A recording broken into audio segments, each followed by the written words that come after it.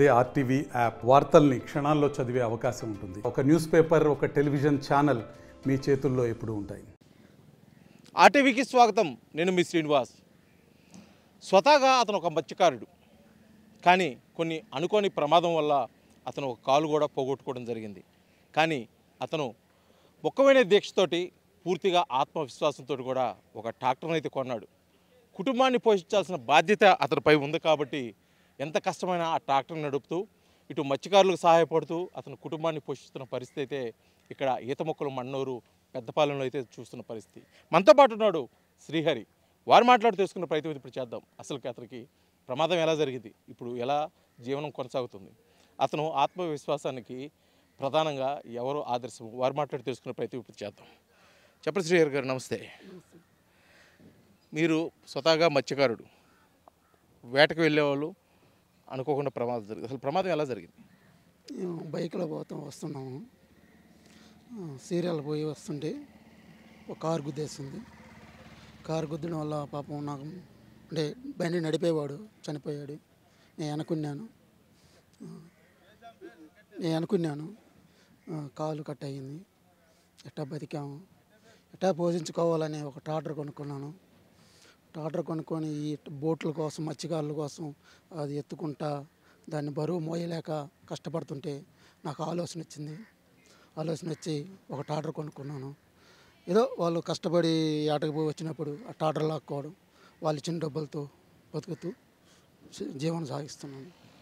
మీరు స్వతహాగా మత్స్యకారుడు కదా, అప్పుడు లైఫ్ స్టైల్ ఎలాగ ఉంది, ఇప్పుడు లైఫ్ స్టైల్ ఎలాగ ఉంది? ఇది కష్టంగా ఉందా? అంటే అతను గతంలో వేటకు వెళ్ళేవాళ్ళు కదా, అది కష్టంగా ఉండేది? గతంలో వేటకు వెళ్ళే కష్టంగా ఉంటుంది కదండి, కష్టంగా ఉంటుంది. కాకపోతే ఇప్పుడు మనం బండి మీద నడుపుతున్నాం కదా, కాకపోతే కాలు లేదు అని ఎప్పుడన్నా బాధపడిన సందర్భంలో అసలు ఎందుకు ఇలా జరిగింది, ఏంటి అసలుకి ఇది నా పరిస్థితి అనేది ఎప్పుడన్నా ఆలోచించుకున్నారా? అంటే దాని గురించి, అంటే కాలు లేదు కదా, నేను ఎలా బతకాలి, ఏంటి, కుటుంబాన్ని ఎలా పోషించాలి అని ఎప్పుడు అలా ఎలా అనిపించింది అప్పుడు ఆ టైంలో? ముందైతే బాగా బాధపడ్డాను, ఎట్టా పోషించుకోవాలి, 2 ఆడపిల్లకాయలు నాకు, ఒక అబ్బాయి ఉన్నాడు, చిన్న అబ్బాయి. భలే బాధపడ్డాను, ఎట్ట చేయాలని. ఇప్పుడైతే నట్టుకొచ్చిన వస్తున్నాను. సరిపోతుందా? అంటే ఇక్కడ వచ్చే ఆదాయము మీ కుటుంబ పోషణకి గతంలో మీరు వేటకెళ్ళినప్పుడు ఆదాయానికి ఇప్పుడు ఆదాయానికి ఏమైనా తేడా ఉందా? అది బెటర్ ఉందా, ఇది బెటర్ ఉందా? వేటకెళ్ళేటప్పుడే బాగుంటుంది, కాకపోతే ఇప్పుడు ఎట్టో గడిచిపోతుంది, పర్వాలేదు. మీకు సహకారం అందిస్తారా ఇక్కడ వాళ్ళు మత్స్యకారులందరూ కూడా? సహకారం అందిస్తారు, బాగా అందిస్తుంటారు. ఎవరు కోప్పడరు, ప్రశాంతంగా మర్యాద ఇస్తారు. మనం కూడా జాగ్రత్తగా ఉంటాం. అది ఇప్పుడు మత్స్యకారులకి మీరు బోట్లు ఒడ్డుకు తీసుకురావటం, ఆ ప్లేస్లో పెట్టవేడి చేస్తుంటారు. అంటే సమయం పాలన ఎలా ఉంటుంది? అంటే ఉదయం సాయంత్రం ఉంటుందా, లేకపోతే ఏదైనా ఒక సాయంత్రం నుంచి ఈ టైం దాకా? టైం అనేదే ఉండదు, వాళ్ళు ఎప్పుడు పిలిచినా ఫోన్ చేస్తారు. ఎప్పుడు పిలిచినా మనం వెళ్ళాలా, లేకపోతే వాళ్ళకి సముద్రం తాకేసినప్పుడు అలలు కొడతా పైపురు గందరగోళం అయిపోద్ది బోట్ అనేది. అందుకని వాళ్ళు కష్టపడకూడదు, ఎంత నిద్రలో పూల్చినా వెళ్ళాల్సింది, లాగాల్సింది. లాగితే కదా మనకు కూడా, వాళ్ళని బాగా చూసుకుంటే కదా మనకు కూడా డబ్బులు వచ్చేది. అది అయితే ఇప్పుడు నాకు తెలిసిన సమాచారం ఏంటంటే గతంలో కూడా మీరు విపరీతంగా వేటకి వెళ్ళేవాళ్ళు, మంచి వేట సాగించేవాళ్ళు అని చెప్పేసి అంటున్నారు. అది అప్పుడప్పుడు గుర్తొచ్చినప్పుడు, ముఖ్యంగా వేటకెళ్ళిన విషయాలు గుర్తొచ్చినప్పుడు, ఇప్పుడు కాలు లేదు, ఇక ట్రాక్టర్ నడపాల్సి వస్తుంది, ఇవన్నీ ఆలోచించినప్పుడు మీకు ఎలా అనిపిస్తుంది వాస్తవంగా? అప్పుడైతే నేను ఏటకి వెళ్ళేటప్పుడు ఎక్కువ చాప మీద యాడ్ చేశాను. అప్పుడు ఇంజిన్లు రాలేదు, ఇప్పుడైతే ఇంజిన్లు వచ్చినాయి. కానీ గతంలో కష్టపడడం, చిన్నప్పుడైతే బాగా కష్టపడ్డాను నేను. ఇప్పుడైతే ఇంజిన్లు వచ్చినాయి కాబట్టి కొంచెం. సుమారు రోజుకి ఎంత ఆదాయం వస్తుంది దీని మీద? నాకా ఇప్పుడు ట్రాక్టర్ మీద అయితే దాదాపుగా రోజుకి వచ్చి 1000 రూపాయలు, 1500 దాకా వస్తుంది. ఆయిల్ ఒక 500 పోయినా 1000 రూపాయలు గ్యారెంటీగా ఉంటుంది. అంటే మొత్తానికి ఇబ్బంది లేకుండా అయితే జరుగుతున్న పరిస్థితి అయితే ఉంది.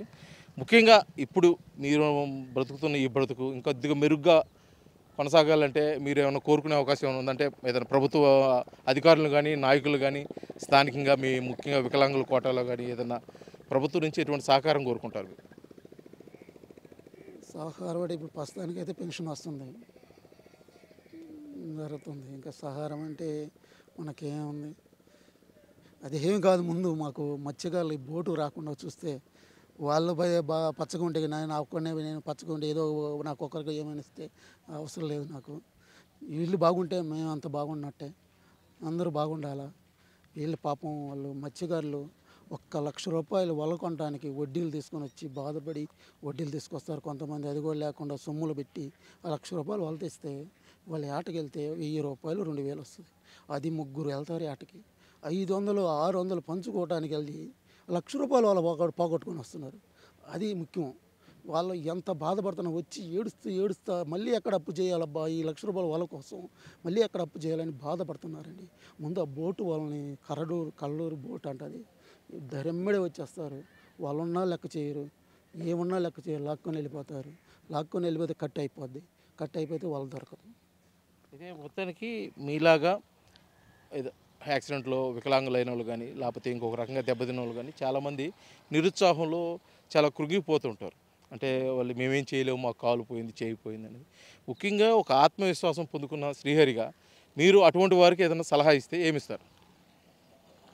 వ్యక్తిగతంగా అయితే నాకున్న ఏదైనా సమస్య వాళ్ళు అలాంటి సమస్య వాళ్ళు వస్తే నేను సలహా అంటే నేను చెప్పేంత వాళ్ళని కాదు, వాళ్ళకు ఉండాలి ముందు ఉదయంలో. నేనే ధైర్యంగా ఎదుర్కొన్నాను. నా వంతు సాయంతో ఏదో డబ్బులో ఎప్పుడో సాయం చేసి తప్ప వాళ్ళకి ఏమి చెప్పలేను, ఏమి చేయలేను కూడా. నా పని నాది, అంత తీర్పటి లేదు మనకి. మా మత్స్యకారులు అయితే మరో స్వామి ఇట్టు చేయండిరా, ఇటు పోండి, నీ దగ్గర ఉండవరా అంటే ఏటకి వెళ్ళలేవు కదా, నీకు ఆర్థిక సమయత ఏదో ఇలా టాటర్ కొనడం అది కూడా లేదు కదా. లేనప్పుడు ఏదో ఒక వాళ్ళ దగ్గర పోయి వలలు ఎప్పు తీసుకున్నా 200 300 ఇస్తారు. అంటే ఏటకి వచ్చిన వాళ్ళను గలీసులు అది ఏడు తీసుకుని వాళ్ళు శుభ్రం చేసుకుంటే వాళ్ళు 200 300 ఇస్తారు వాళ్ళకి కూడా. సరే ఆ పని చేసుకుంటారా అని సలహా చెప్పగలను అంతే. మొత్తానికి ప్రమాదంలో కాలు పోగొట్టుకుంది అవయవమే కానీ నా ఆత్మవిశ్వాసానికి కాదు. ఆత్మవిశ్వాసంతో నేను మత్స్యకారులకు సహాయపడుతూ నా కుటుంబాన్ని కూడా పోషించుకుంటాను. అదేవిధంగా నా సమస్య కంటే కూడా మా మత్స్యకారులు ఎదుర్కొంటున్న సమస్య ప్రధానంగా మాకు బాధిస్తుంది. ఆ సమస్య తొలగిపోతే మా జీవితాలు అయితే ఇంకా బాగుంటాయని చెప్పేసి కూడా శ్రీహరి తెలియజేస్తున్న పరిస్థితి ఉంది. వీడియో జర్నలిస్ట్ లక్ష్మణ్తో శ్రీనివాస్, RTV, ఈతమొక్కల మన్నూరు, ప్రకాశం జిల్లా.